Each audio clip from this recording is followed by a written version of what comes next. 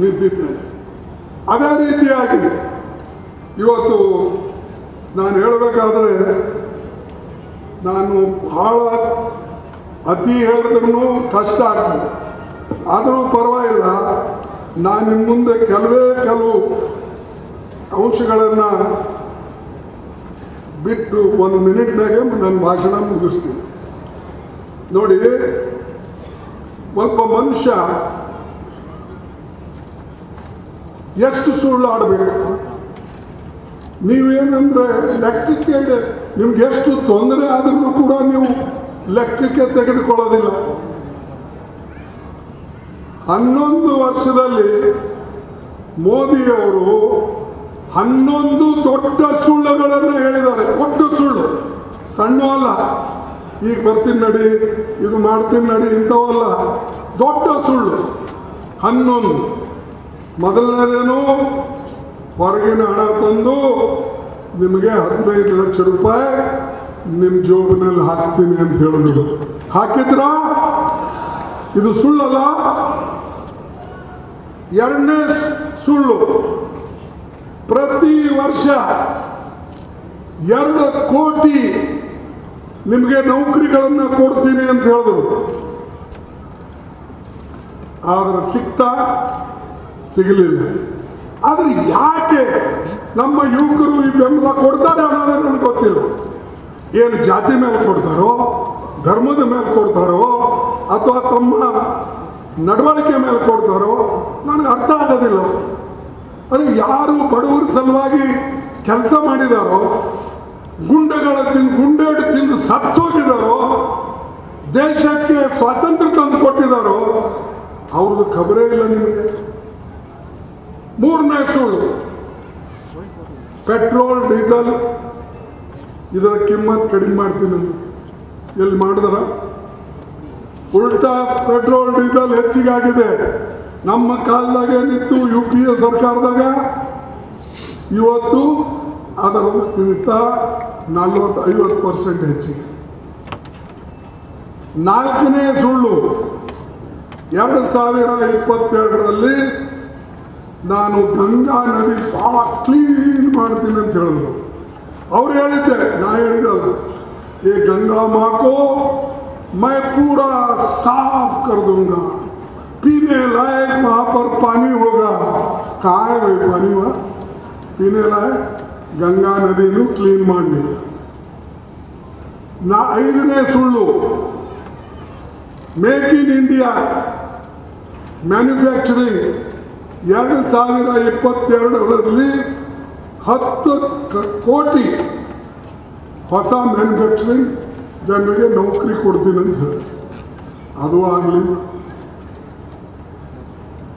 ಇನ್ನೊಂದು 6ನೇ ಸುಳ್ಳು,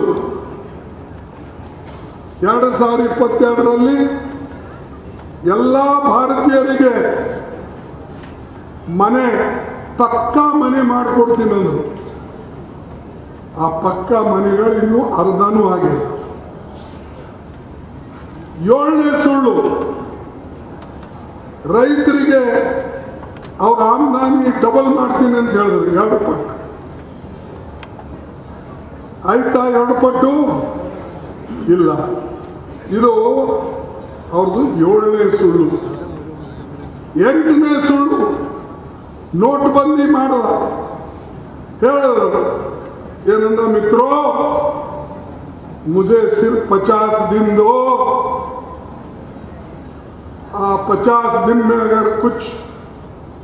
अगर मैं काम नहीं करूंगा तो मुझे किसी भी चौरास्ता पे ठहरा कर मार दो, खड़ा होकर मुझे सजा दे दो. ಇದು 8ನೇ ಸುಳ್ಳು. ಅರೆ, ಅದರಲ್ಲಿಂದೇನು ಲಾಭ ಆಗಲಿಲ್ಲ. ಬಡವರ ಹಣ ಹೋಯಿತು. ಎಷ್ಟೋ ಜನ ಪರೇಶಾನ್ ಆದರು. 1000 ರೂಪಾಯಿ ನೋಟು 200 ರೂಪಾಯಿದಾಗ ಮಾರ್ಕೊಂಡ್ರು. ಅದೇ ರೀತಿಯಾಗಿ ಅವರು 9ನೇ ಸುಳ್ಳು ಹೇಳಿದರು. ಯಾವುದು? ಅವ್ರ ಊರ್ಲಿಂದನೇ, ಅಹಮದಾಬಾದ್ಲಿಂದ ಬೊಂಬೈ ತನಕ ಬುಲೆಟ್ ಟ್ರೈನ್ ತರ್ತೀನಿ ಅಂದರು.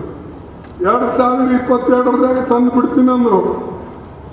ಈಗ 2022 ಹೋಯ್ತು, ಈಗ 25 ಬಂದಿದೆ. ಇನ್ನೂ ಅರ್ಧದಷ್ಟು ಕೆಲಸ ಆಗಿಲ್ಲ. 10ನೇ ಸುಳ್ಳು, PM ಕಿಸಾನ್ ಯೋಜನಾ ಇದು ಮಾಡಿದ್ರು. ಇದರಿಂದ ಕೂಡ ರೈತರಿಗೆ ಲಾಭ ಆಗಿಲ್ಲ. 11ನೇ ಸುಳ್ಳು, ಹೊರಗಡೆ ಏನು ಶ್ರೀಮಂತರು ಓಡಿ ಹೋಗಿದ್ದಾರೋ ಇಲ್ಲೆಲ್ಲ ಬ್ಯಾಂಕ್ಲಿಂದ ಲೋನ್ ತಗೊಂಡು ಅವರಿಗೆ ಹಿಡ್ಕೊಂಡು ಬಂದು ಜೈಲಿಗೆ ಹಾಕ್ತೀನಿ ಅಂತ ಹೇಳಿದ. ಯಾರಿಗಾರು ತಂದು ಒಳಗೆ ಹಾಕ್ರ? ಹಿಂಗೆ ಇವು 11 ವರ್ಷದಲ್ಲಿ ಮೋದಿಯವರು 11 ದೊಡ್ಡ ಸುಳ್ಳುಗಳು. ಇವು ಬಾಕಿ ಒಂದು ಬಿಟ್ಬಿಡಿ ಚಲ್ರೆ, ಮೈ ಓ ಕರ್ನ ಮೈಯೇ ಕರ್ನ. ಈಗ ನಮ್ಮಲ್ಲೇ ರೈಲ್ವೆ ಬೋಗಿ ಇದೆ, ಅದನ್ನು ಮಾಡಿ ಅಂತ ನಾ ಪತ್ರ ಬರೆದು ಎಷ್ಟು ದಿವಸ ಆಯ್ತು. ಎಲ್ಲರಿಗೂ ಬರ್ತಿದ್ದೇನೆ, ರೈಲ್ವೆ ಮಿನಿಸ್ಟರ್ಗೆ, ಆಮೇಲೆ ಪ್ರಧಾನಮಂತ್ರಿಗೆ, ಎಲ್ಲರಿಗೂ ಕೂಡ ಬರ್ತಿದ್ದೆ. ಏನು ಪ್ರಯೋಜನ ಇಲ್ಲ. ಅದೇ ರೀತಿಯಾಗಿ ಯಾವ್ಯಾವ ಅವರು ಮಾತು ಕೊಟ್ಟಿದ್ರು, ನ್ಯಾಷನಲ್ ಹೈವೇದಿರಲಿ, ರೈಲ್ವೇದಿರಲಿ, ರೈಲ್ವೆ ಬೋಗಿದಿರಲಿ, ಇಂಥ ಎಲ್ಲ ಕೆಲಸಕ್ಕೆ ನಾವು ಬರೆದಿದ್ದೇವೆ. ಸಂದರ್ಭ ಬಂದಾಗ ಅದು ಪಾರ್ಲಿಮೆಂಟ್ನೂ ಕೂಡ ಮತ್ತು ನಾವು ಎತ್ತೇವೆ. ನಾನು ಯಾಕೆ ಈ ಮಾತು ಹೇಳ್ತೀನಿ ಅಂದರೆ, ಸುಳ್ಳಾಡಬಾರ್ದು. ಸುಳ್ಳಾಡಿದರೆ ಮತ್ತೆ ನಿಮ್ಗೆ ಯಾರೂ ನಂಬೋದಿಲ್ಲ. ಅದಕ್ಕೆ ಎಷ್ಟೋ ಸಲ ನಾನು ಸುಮಾರು 11 ಎಲೆಕ್ಷನ್ ಗೆದ್ದಿದ್ದೀನಿ. 12ನೇ ಎಲೆಕ್ಷನ್ ನಾನು ರಾಜ್ಯಸಭಾದಲ್ಲಿ ಗೆದ್ದಿದ್ದೀನಿ. 12 ಎಲೆಕ್ಷನ್ ಗೆದ್ದರೂ ಕೂಡ ನಾ ಯಾರಿಗೂ ಕೂಡ ಹೇಳಿಲ್ಲ ಇಂಥ ಕೆಲಸನ ಮಾಡೇ ಕೊಡ್ತೀನಿ ಅಂತ.